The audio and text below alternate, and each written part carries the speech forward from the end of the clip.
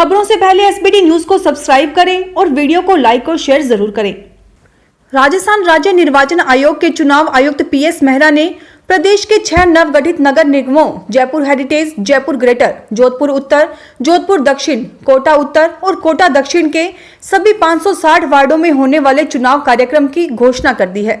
सभी निगमों में सदस्यों के पदों के लिए 2 चरणों में 29 अक्टूबर व 1 नवंबर को मतदान और 3 नवंबर को मतगणना कार्यवाही की जाएगी, जबकि महापौर का चुनाव 10 नवंबर और उप महापौर का चुनाव 11 नवंबर को करवाया जाएगा।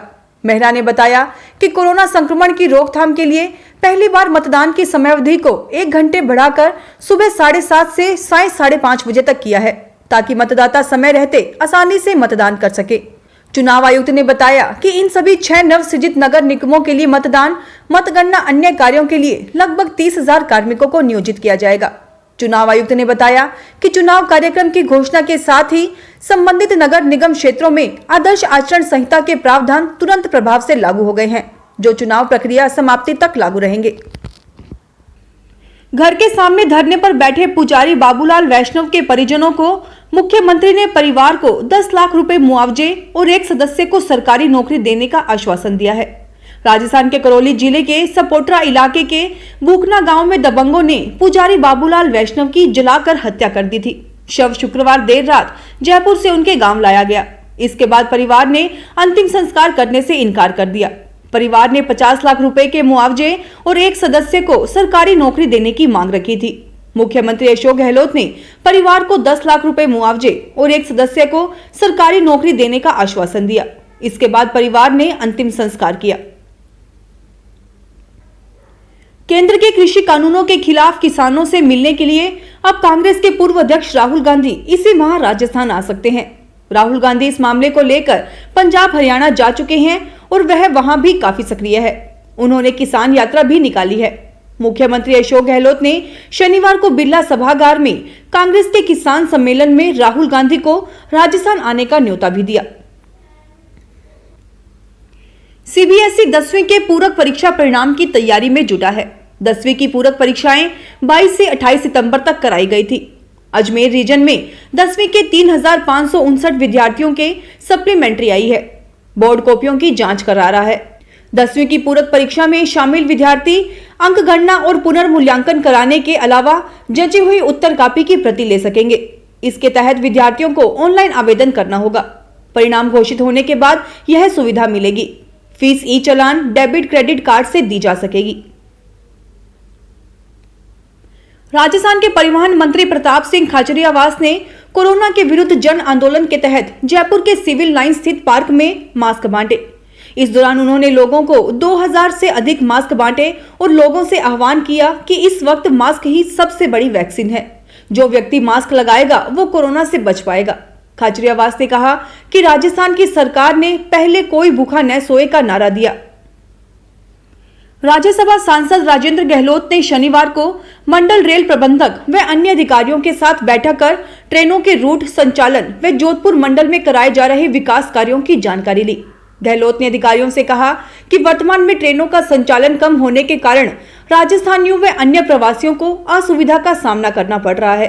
गहलोत ने अधिकारियों से जोधपुर रेलवे वर्कशॉप के कार्यों का मास्टर प्लान बनाने व जेडीए वर्कशॉप के लिए जमीन आवंटन की मांग करने को कहा है। करौली में पुजारी की घटना अब तूल पकड़ती जा रही है। पुजारी परिवार को न्याय दिलाने की मांग को लेकर कई संगठन आक्रोश जता चुके हैं। कांग्रेस के प्रदेशाध्यक्ष गोविंद सिंह डोटासरा ने कहा कि करौली में पुजारी परिवार के साथ जो हुआ वह दुर्भाग्यपूर्ण है। हाथरस मामला अलग, करौली घटना अलग। राजनीतिक स्वार्थ के लिए कुछ लोग सक्रिय हुए हैं। कानून अपना काम कर रहा है। हाथरस में मीडिया, पीड़ित सब कैद में थे। करौली में किसी पर पाबंदी नहीं लगाई गई, न्याय जारी है। अपराध के मामले को न मोदी न हम रोक सकते हैं। वहीं सपोटरा विधायक और पूर्व मंत्री रमेश मीणा ने कहा कि पीड़ित परिवार के साथ पूरा गांव खड़ा है। जो घटना हुई वह निंदनीय है, यह नहीं होना चाहिए था। केंद्र के कृषि कानूनों के खिलाफ जयपुर में हुए प्रदेश कांग्रेस के किसान सम्मेलन में वक्ताओं ने मोदी सरकार को जमकर घेरते हुए इन कानूनों की खामियां उजागर की। कांग्रेस के मंच पर राष्ट्रीय लोकदल और माकपा के विधायक भी मोदी सरकार पर जमकर बरसे और इस लड़ाई में दलगत राजनीति से ऊपर उठकर एकजुटता के साथ किसानों के हक में आवाज बुलंद करने की बात कही। राजधानी के बिरला सभागार में सम्मेलन आयोजित हुआ।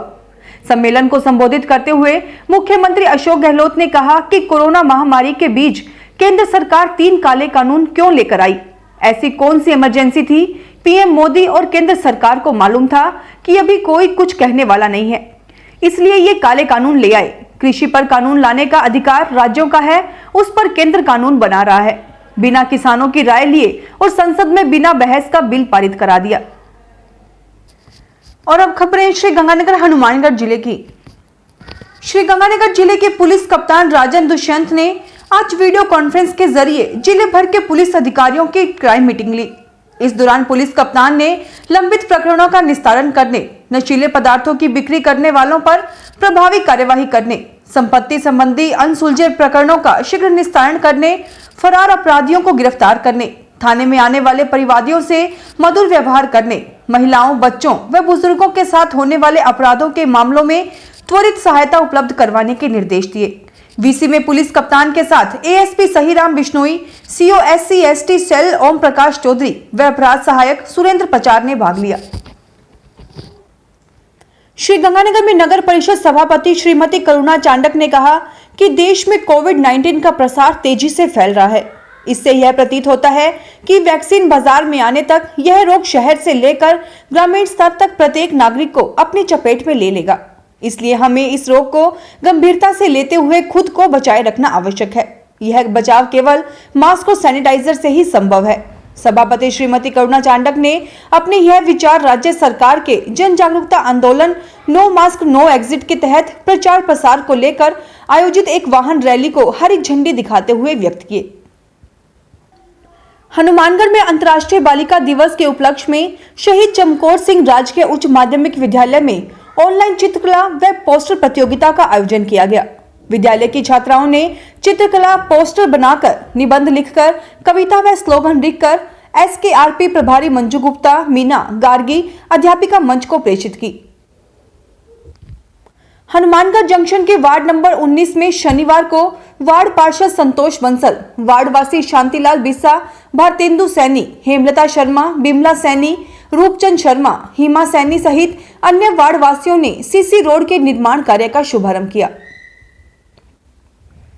हनुमानगढ़ किसान समिति ने शनिवार को जंक्शन कृषि उपज मंडी समिति सचिव CL वर्मा का घेराव कर CCI खरीद में किसानों को आ रही समस्याओं के बारे में अवगत करवाया। श्रीगंगानगर में अखिल भारतीय सफाई मजदूर कांग्रेस शाखा श्री करणपुर की आम सभा नगर पालिका प्रांगण श्री करणपुर में जिलाध्यक्ष दीपक चावरिया की अध्यक्षता में आयोजित की गई। बैठक में 18 अक्टूबर को नगर शाखा अध्यक्ष का चुनाव करवाने का निर्णय लिया गया। चुनाव करवाने के लिए दीपक चावरिया व अनिल धारीवाल को पर्यवेक्षक तथा राकेश लोट श्री करणपुर को चुनाव अधिकारी नियुक्त किया गया है। रेलवे द्वारा यात्रियों की सुविधा के लिए कोटा श्रीगंगानगर कोटा एवं Jhalawar city Sriganganagar Jhalawar city superfast special rail सेवाओं का संचालन 12 अक्टूबर से किया जाएगा। उत्तर पश्चिम रेलवे के मुख्य जनसंपर्क अधिकारी सुनील बेनीवाल ने बताया कि सुपरफास्ट स्पेशल ट्रेन 12 अक्टूबर से प्रत्येक सोमवार, मंगलवार, शुक्रवार एवं शनिवार को कोटा से शाम 5:20 पर रवाना होकर अगले दिन प्रातः 9:55 पर श्रीगंगानगर पहुंचेगी। इसी प्रकार गाड़ी संख्या 02982 श्रीगंगानगर से 15 अक्टूबर से प्रत्येक सोमवार, गुरुवार, शुक्रवार व रविवार को श्रीगंगानगर से शाम 5:40 पर रवाना होकर सादुल शहर, हनुमानगढ़ जंक्शन, सूरतगढ़ के रास्ते अगले दिन प्रातः 9:55 पर कोटा पहुंचेगी। PRO के अनुसार Jhalawar city Sriganganagar superfast special rail सेवा 14 अक्टूबर से अग्रिम आदेशों तक प्रत्येक बुधवार, गुरुवार व रविवार को झालावाड़ सिटी से शाम 3:32 पर रवाना होकर अगले दिन प्रातः 10:15 पर श्रीगंगानगर पहुंचेगी। हनुमानगढ़ में राजस्थान पटवार संघ द्वारा कोरोना महामारी के चलते गांधीवादी तरीके से अपनी मांगों के लिए संघर्ष करने का निर्णय लिया गया है। गांधीवादी विरोध के तहत शनिवार को राजस्थान पटवार संघ द्वारा सामाजिक सरोकार के तहत टाउन के राजकीय NMPG कॉलेज में फुटबॉल के खिलाड़ियों का मैत्री मैच करवाया गया व उनमें फलों का वितरण किया गया। हनुमानगढ़ में जिला कलेक्टर जाकिर हुसैन ने कलेक्ट्रेट में वेस्ट मैनेजमेंट रूल्स 2016 और डिस्ट्रिक्ट एनवायरनमेंट प्लान की संबंधित अधिकारियों से समीक्षा की। जिला कलेक्टर ने नगरीय निकायों को राजस्व वसूली के लिए अभियान चलाने के लिए भी निर्देश दिए। जिला कलेक्टर ने सभी नगर पालिकाओं में एक वार्ड या नई कॉलोनी को चिन्हित कर उसमें सोर्स सेरीगेशन को एक मॉडल के रूप में कार्यशील करने के निर्देश दिए। श्रीगंगानगर जिले के केसरी सिंहपुर पुलिस थाना क्षेत्र में नहर में गिरने से एक व्यक्ति की मौत हो गई। पुलिस ने पोस्टमार्टम के बाद शव परिजनों को सौंप दिया है। मृतक की पहचान गांव खाट लबाना निवासी रामलाल के रूप में हुई। पुलिस ने मृतक के पुत्र महावीर की रिपोर्ट पर मर्ग दर्ज की है। श्रीगंगानगर जिला मुख्यालय पर राधेश्याम कोठी मार्ग पर दिन दहाड़े अज्ञात चोर बाइक चोरी करके ले गए। कोतवाली पुलिस ने बाइक के मालिक डिडवाना निवासी रमेश कुमार की रिपोर्ट पर मुकदमा दर्ज किया है। चोरी की घटना 7 अक्टूबर की है। श्रीगंगानगर जिला मुख्यालय पर गुरुद्वारा धन बाबा दीप सिंह जी शहीद और सिख स्टूडेंट फेडरेशन के सेवादार हर शाम को सेवा के माध्यम से सुहानी बना रहे हैं। युवा सेवादार शाम को गुरुद्वारा पहुंचते हैं और वहां पर लंगर तैयार करने के बाद शहर के विभिन्न हिस्सों में जाकर जरूरतमंद को लंगर वितरित करते हैं। फिलहाल इस बुलेटिन में इतना ही, फिर हाजिर होंगे और बड़ी खबरों के साथ। एसबीटी न्यूज के वीडियो देखने के लिए हमारे चैनल को सब्सक्राइब करें और नोटिफिकेशन पाने के लिए बेल आइकन को प्रेस करें।